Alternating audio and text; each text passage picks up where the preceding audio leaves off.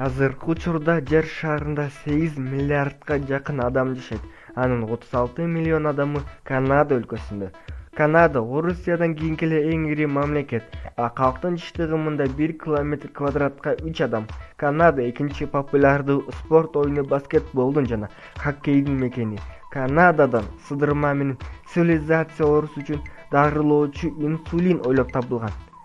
Эгерде сен Канадада төрөлсөңчү, биринчиден анын ыктымалдуулугу азыраак. Ар бир 5-чи канадалык чет өлкөдө төрөлгөн.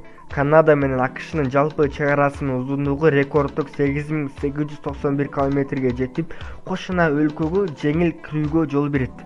Сенин жогорку билимге ээ болуу ыктымалдуулугу 50%дан жогору. Анткени калктын ушунча бөлүгү жогорку билимдүү болуп, Канаданы эң билимдүү өлкө кылган.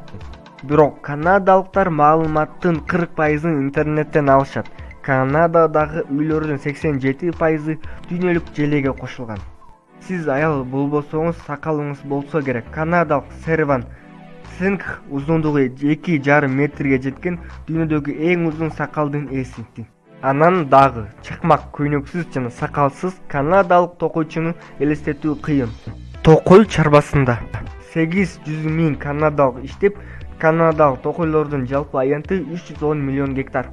Америкалыктар пончикти жакшы көрөт деп ойлойсузбу? Бирок канадалыктардай эмес.